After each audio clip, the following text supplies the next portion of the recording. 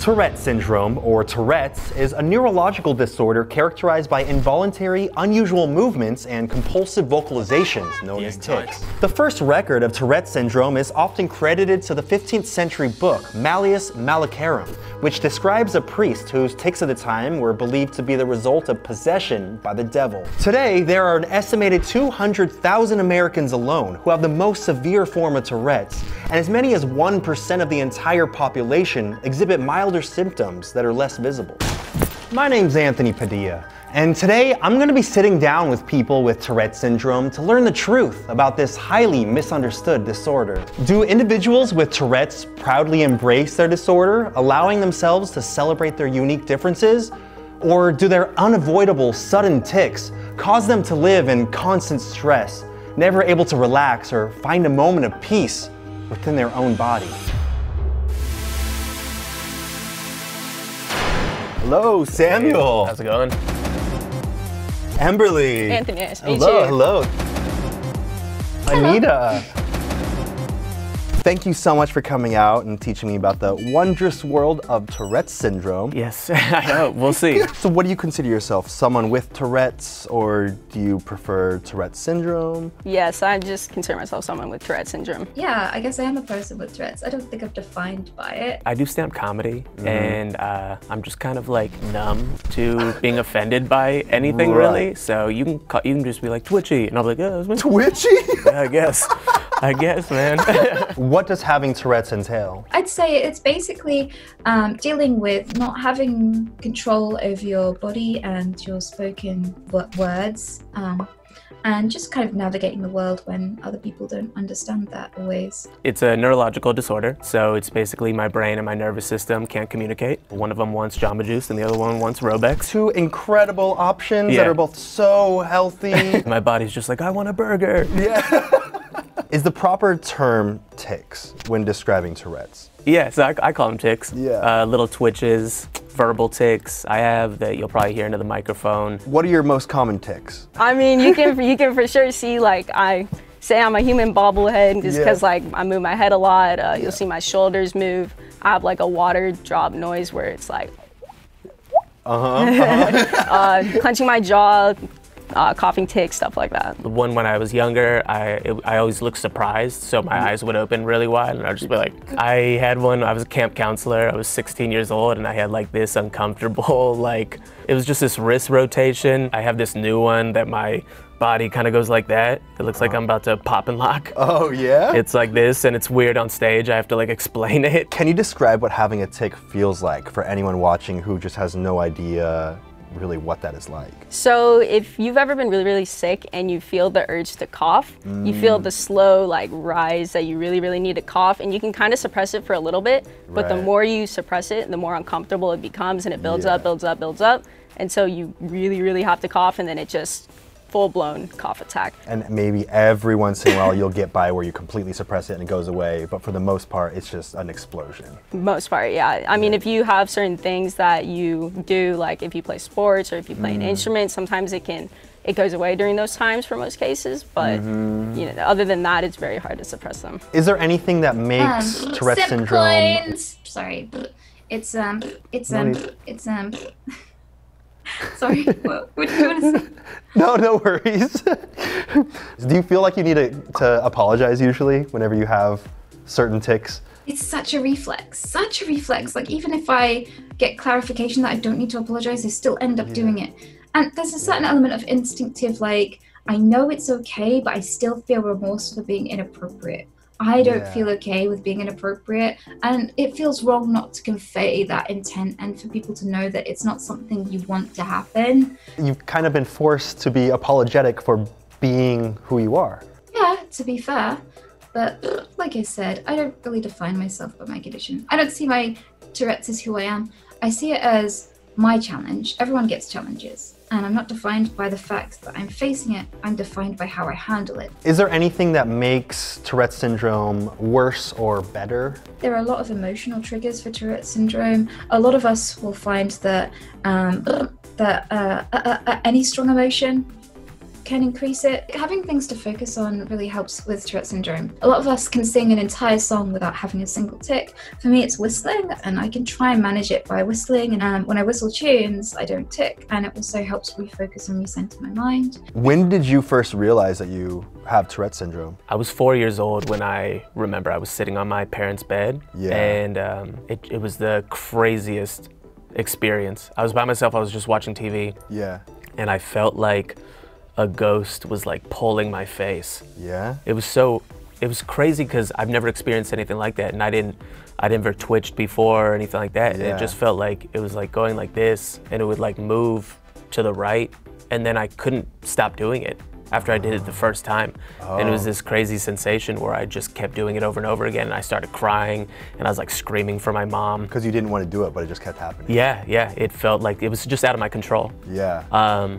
And so she took me to the doctor, and they said, you have Tourette's, and I was 4, so I was like, what is that?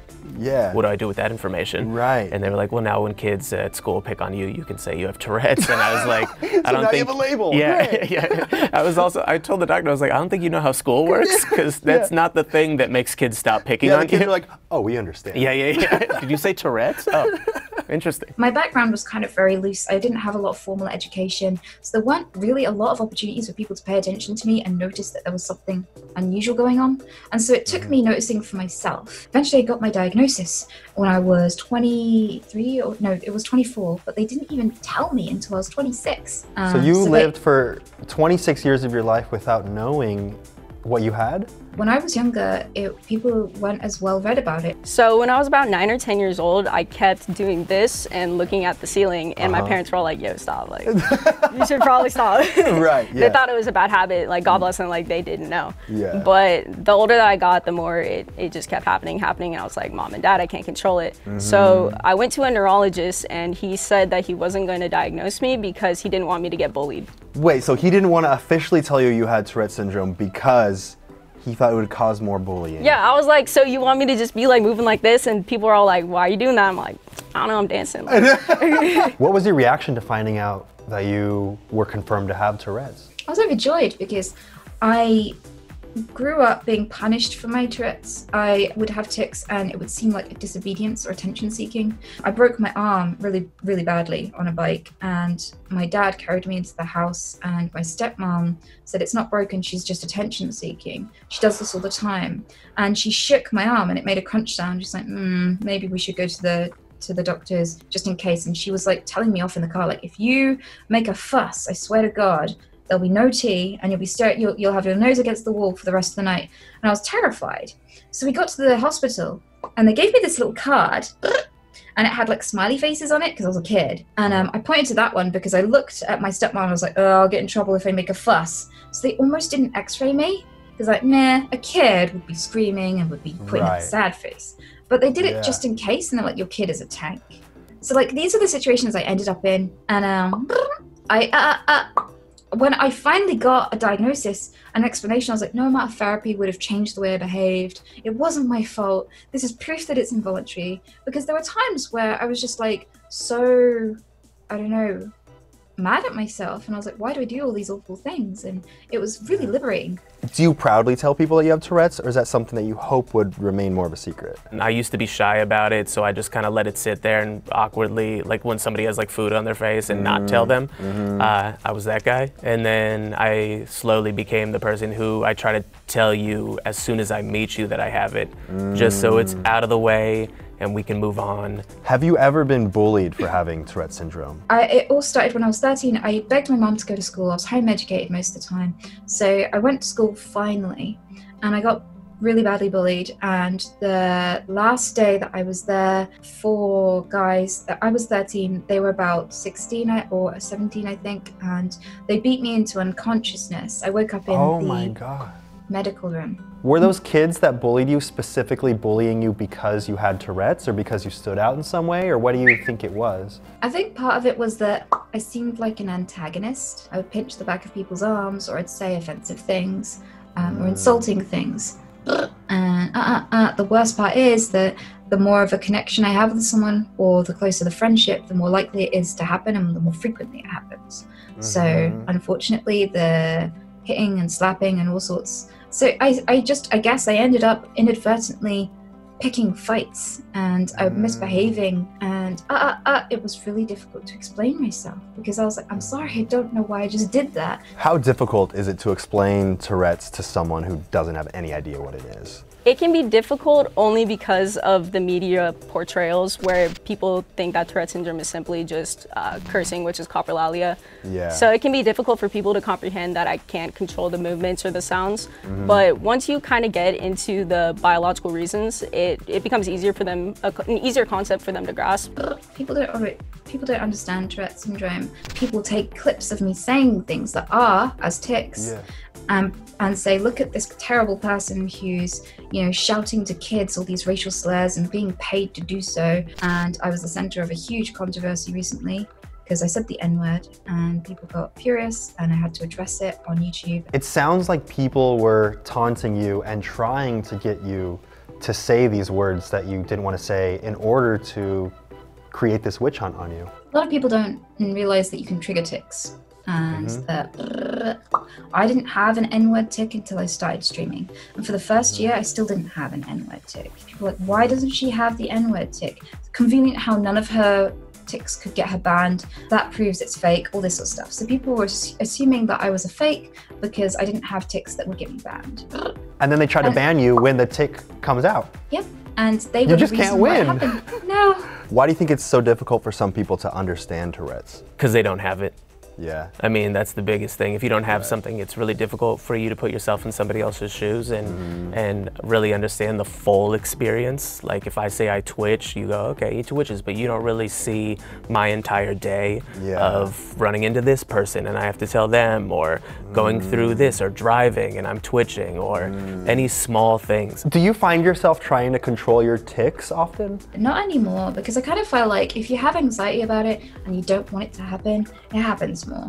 The more something becomes an intrusive thought that you don't want to say or do, the more likely you are to do it. So if I try to manage it, I'm only fixating myself in the mentality that this is a scary, bad thing. The more I do that, the more I tic. So it kind of backfires. How might your day-to-day life be different than someone who doesn't have Tourette syndrome? I've gone to clean the toilet and chucked my phone in it. Everything is a disaster. I throw drinks on the floor, and it's more annoying when I'm in a coffee shop and they just hand me the coffee and I just go, thanks, and pour it on the ground and make eye contact and go, bitch. Oh my God. I'm not sorry. How do they react to that? I live in a small town.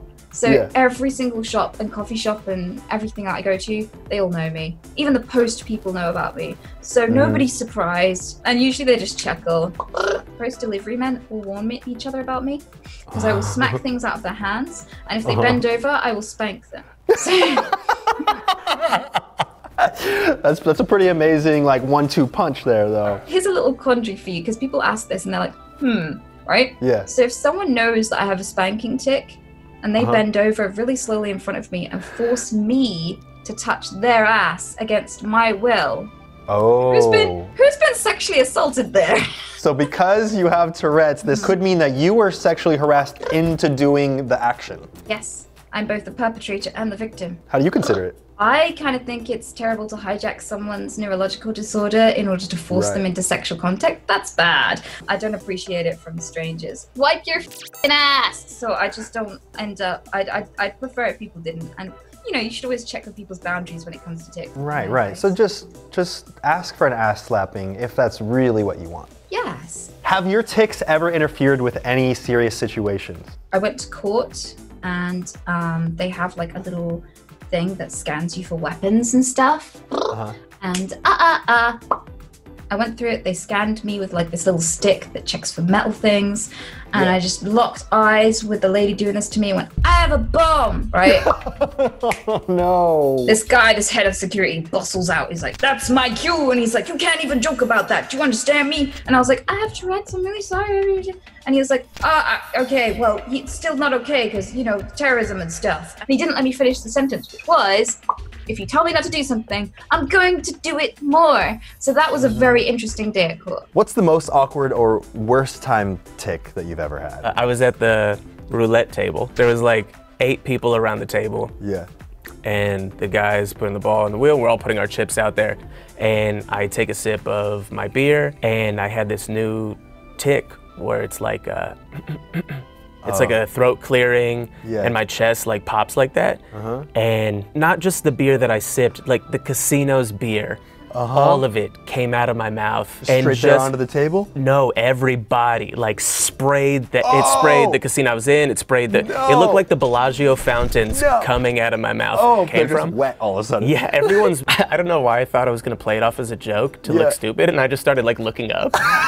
like people are gonna laugh at that. They're like, "There's Samuel." Yeah, look at him looking for sprinklers. We know it's your mouth. The dealer was like, "Hey man, what the?" He was drenched, like drenched. Yikes. I literally took a small sip of beer. I don't know where this came from. And he was looking at me. He was like, "What the heck?" And I was like, "Oh, I have Tourette's. I'm sorry." And he was like, "You don't look like a guy that has Tourette's." And What I does was that like, mean? "Yeah, that's what I said." I was like, "What do I look like?" And he's like, "You look like a guy who just lost and spit on me." And I was like, yeah. Before we learn more about the wondrous world of living with Tourette's syndrome, I want to take a quick moment to say I'm sure you noticed by now, based off my wonderful hair transformation that you've been seeing throughout this entire video, I was partway through recording these interviews when the current global crisis struck, and I'm sitting down now with Anita remotely. She planned to be on the show here in person, but the week before her flight out, all flights started being canceled, lockdowns started occurring, and a flight across the pond was just simply no longer an option. So with that said, thank you all so much for supporting this series through all of this and adjusting to the remote interviews until it's safe to start sitting down here with people in person once again. I miss interviewing people in person so much, but you know what? Nothing is gonna stop me, okay? We're gonna do this no matter what. The show must go on. And of course, thank you to the guests in this video and this entire series and all the communities attached for trusting me and covering topics like this one. That's all I wanted to say. Now back to learning about the wondrous world of living with Tourette's syndrome. Do you consider Tourette's to be a hindrance? When I was younger, yeah, for sure. I thought it held me back from a lot of things. I blamed it for a lot of things. I used it as an excuse. Like I said, now it's a blessing. Do you feel like people ever underestimate you when they find out you have Tourette's? When I became a goalkeeper for soccer, obviously they're shooting balls at me and I can't let that in. Like, I gotta be paying attention. But people have questioned whether or not I would be capable of focusing and playing that position. But I proved them wrong. In life in general, yeah. If I'm gonna do something and you know that I have Tourette's, a lot of people will say you can't do that, even with anything. In the entertainment industry, I wanted to act or be in a TV show or something like that. I thought it would be a cool experience and fun. And a lot of people were like, you can't, you have Tourette's, you'll be typecast, this and this. And then I got on TV and I was like, screw you. But then they were like, you're playing a guy with Tourette's. And I was like, you were right. You were right the whole time. Is there anything that having Tourette's has prevented you from doing that you really wish you could have done? This cool guy paid for me to go and do driver's lessons. He decided to help me out and be my instructor. I'm so glad he was in the car because he pulled the brakes so many times. I had intrusive thoughts about veering off the track and things like that. And obviously it became a tic and I was basically wobbling the steering wheel, accelerating towards the walls. Like, there were some brave who decided to come with me, who were just fans of the stream, wanted to hang out. So I had 3 other people in this vehicle and I just turned to them all and go, do you like crashes? And they're all themselves, like, immediately. So it's not necessarily a matter of being curious of what that would be like or what that would feel like. It's just your brain kind of makes you want to fulfill that urge. Yeah, and sometimes the urge is so flash fast that I don't even see it coming. So you can't even think about the dangers of what that might mean. Yeah, I live on the coast.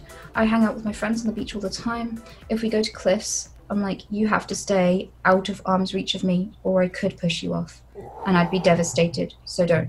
And that's the level to which I have to be careful. And it's devastating how dangerous it can be. Does Tourette's make it difficult to land and maintain a job? No one wanted to employ someone like me, and for most of my life I didn't have an explanation for my behavior, so I just seemed weird. So there was no work. I was unemployed for most of my life until I figured out how to make money, and it was really hard, long journey to get to the point where I was self-sufficient doing that. I did streaming as a hobby, and that became my job, and that's all I've ever been able to do as a result of my condition. How do you feel about people being judgmental towards people with Tourette's? You have to understand that most of those people with Tourette's or disabilities, they're getting picked on by everybody, nonstop. Yeah. Do you really want to contribute? Right. Be the difference maker. I do not care. If people are judgmental, it's not because I'm flawed. I didn't choose this. I'm not defined by the things I didn't choose about myself. I'm defined by how I choose to handle my challenges. Onyx Litton wants to know what your most painful or annoying tick has been. I had one where I'd like close my eyes really, really tight and open them up, and it started to blur my vision. So that was one that like genuinely had an impact on my life. Yeah. And that could have been rough if you were driving or something. Yeah. Thank God I was only 6. Yes. I was in one of those cars where you walk it around, but still running into walls. When I've had a concussion in the past, constantly moving my head like that. Your brain was like, this. Oh yeah, no, 100%. It was like, what are you doing? Like, chill out. I've punched my chin so much that it's one side of it sticks out further, the other side is higher up. Because I've just hit it so much. I've hit myself in the face so many times. Cat Girl wants to know if it's difficult for you to fall asleep. It was tough earlier in my life when I was younger because I twitched so much more and I was so focused on it. Yeah. Now it's not difficult at all. I fall asleep like a regular living human. If I'm having a really high stress, high tick day, sometimes it takes a little bit longer. Sometimes I'll continuously move my head back and forth and try to get that urge in my neck to finally be settled, but other than that, I don't really have any issues with it. On my stream, we call my ticks Terrence. So Terrence falls asleep a good hour before I do usually. Like my ticks die down the more tired I get. He takes about an hour to wake up after me as well, weirdly.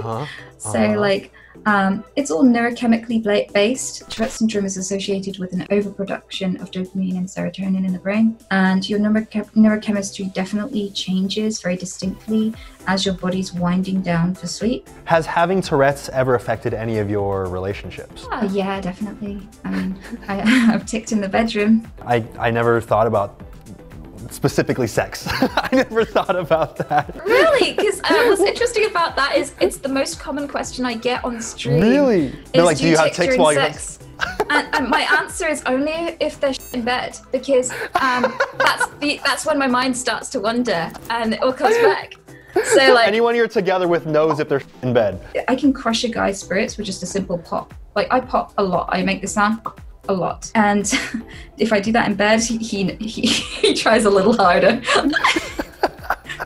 I've had a tick where I punched a dude in the crotch. So he was not into it. No, he wasn't into it.